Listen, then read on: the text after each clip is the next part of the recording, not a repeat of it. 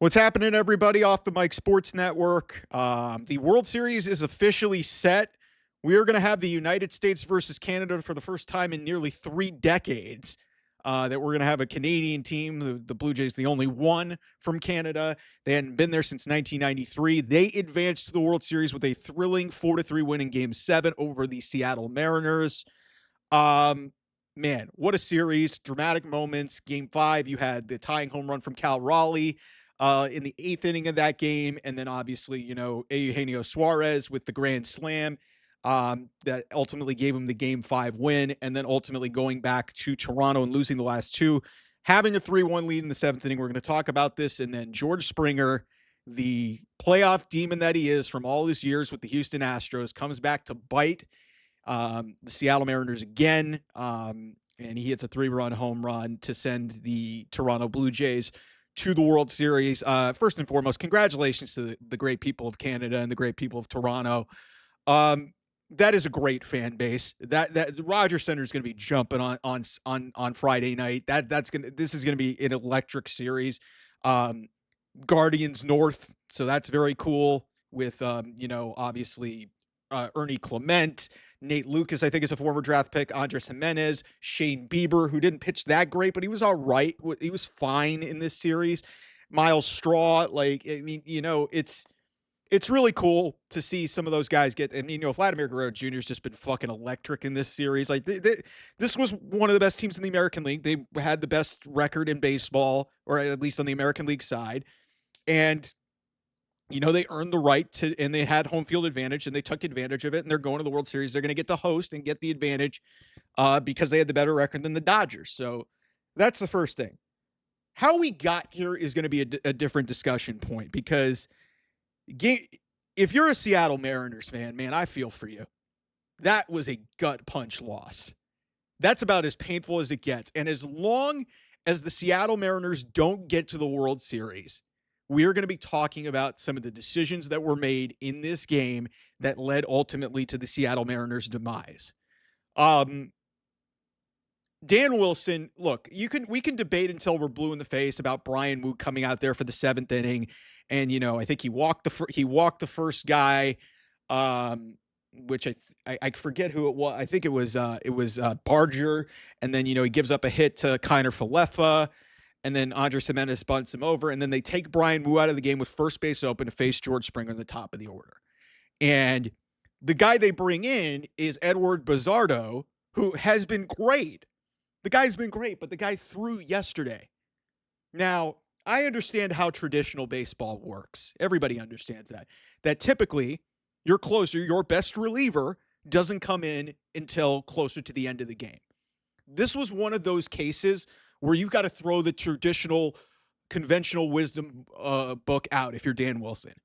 Andres Munoz, who had barely thrown in this series because there have been so many blowouts and not many save opportunities, Senor Smoke, he has to be in that spot. He was warming up at one point, and he was getting ready to come in.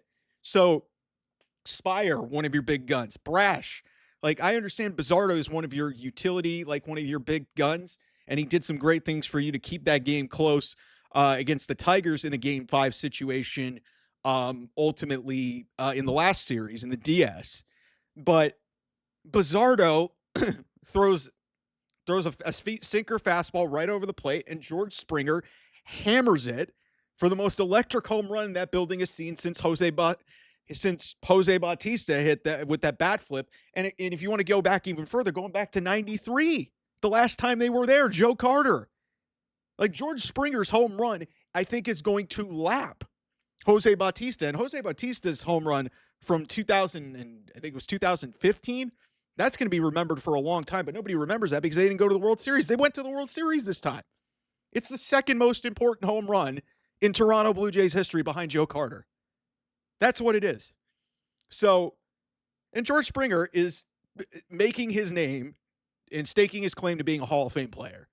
Because all this guy has done in his entire career is, come up with big hits. He did it with the Astros in 2017.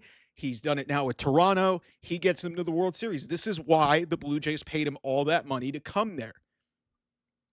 But a couple things. I understand that they weren't going to walk him with first base open. Some people were proposing that idea because here's the problem. There was one out, second and third. If you walk George Springer in that situation and Nate Lucas doesn't hit into a double play, then you're facing Vladimir Guerrero with men on base, and you're basically in the same situation. It's not an optimal situation that they were in. But you have to put your best person out there if you're Dan Wilson. You have to put your best person out there. I do not care if Andres Munoz's title is closer. There is no tomorrow. It is game 7 of the league championship series, and your season is on the line, and you have 2 men on base, and the tying run is coming to the plate, and it is George fucking Springer, who is as good of a playoff hitter as you're going to find. You have got to put your best guy in the game. I understand that he loves Bizzardo, but he threw the other day, and they saw him, okay? And the more times you see a guy, the better read that you're going to get on him. Dan Wilson, in my opinion, and I don't want to pin this on anybody because, listen, they had 6 outs to get, but they were shell-shocked after that. And there were non-competitive at bats, basically, at the end of this. They struck out a bunch with Bassett through 1 inning, and then Jeff Hoffman comes in there for a clean 9th, strikes out a couple of dudes, and that was the end of it. And Julio Rodriguez, with the responsibility, he had a great night, leaves Cal Raleigh, MVP or MVP runner-up in the on-deck circle. You can't do that. So the Mariners totally choked this thing away because they had a 2-0 lead. They had a 2-0 lead coming home. They won the first 2 in Toronto. So they lose the series off of that. They lose the next 2 in their building. They win game 5 in thrilling fashion, and then they lose the last 2 on the back end. And then your manager doesn't put you in the best spot to be successful. Like, Dan Wilson will hear about this as long as he is the manager of the Seattle Mariners. And Mariners fans are going to talk about that decision in this game until they make a World Series. If they ever make a World Series. Because it was right there. It was right there. They had, 8 outs to get? They had 1 out off the bunt by Jimenez. And you made the decision to not go to your best reliever to face one of the best and most clutch playoff performers of this generation in George Springer. So the Mariners squandered one of their greatest opportunities to go to the World Series. I don't think they were going to win the World Series, but getting there and getting off of the list of being the only major league team that hasn't made it is really going to sting people of Seattle. And I feel for that fan base because that is a really great fan base. T-Mobile Park is a beautiful ballpark. I have friends who live in Seattle who have told me how great that environment is. And I've seen it on television. That game 5 was unbelievable against the Tigers in the last round. But my goodness, man, it is not like conventional wisdom in a playoff series, but this is a game 7. Your season is on the line. And Dan Wilson, with 2 men on, with 1 man out and first base open against George Springer, a guy that they know really well from his time with the Houston Astros. You know what this guy's about. And you chose to go to your 3rd or 4th best reliever against that guy in the biggest moment of the season, highest leverage spot. I don't care. I do not give a flying fuck if that guy is your closer and you have 8 outs to give. I'm not saying Andres Munoz needs to get to the end. Figure the rest of it out. Get out of the inning. Because if you don't get out of the inning, you're going to be down, and that's what happened.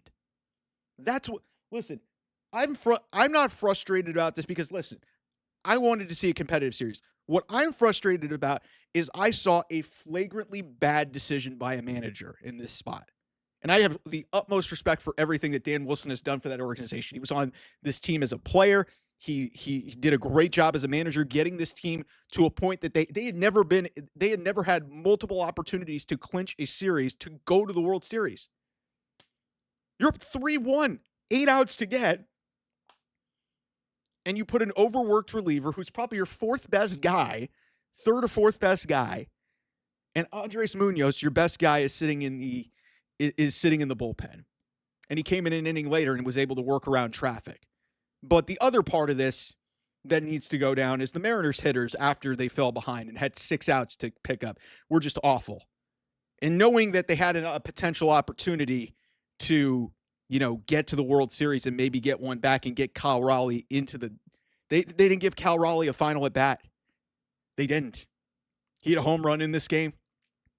Wasn't necessarily his greatest in the series. Bunch of strikeouts. Bunch of quick at-bats. Chris Bassett had a really quick inning in the 8th. Jeff Hoffman ran through them, pitched a lot. They had some good at-bats, like they worked the count to full, but then they struck out. So Mariners choked this one away, man. I feel bad for them. But if you're going to point the finger at really one person, really, and I don't like to really cast blame, or like to really put it all, like I like to disperse blame.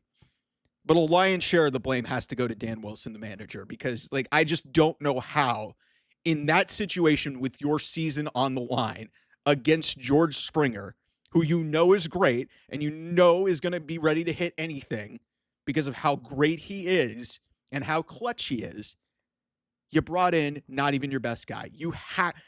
Even if that's not a save situation, this is different in postseason baseball. This is different. It's game 7. Your season's on the line. You can't do that.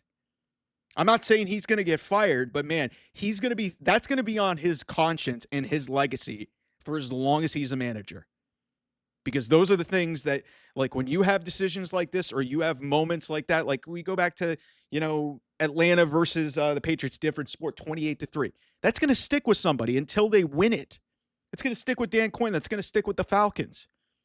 3-1 in the 7th inning, and the Mariners had a chance to go to the World Series, and they squandered it because they made some bad decisions. And then, the chance to pick their manager up with 6 outs to go because they were shell-shocked. They didn't have anything. So, congratulations to the Blue Jays, man. But my heart goes out to you if you're a Mariners fan. I really feel for you. So, anyway, thanks so much, everybody, for watching. I'll see you guys soon. Bye-bye.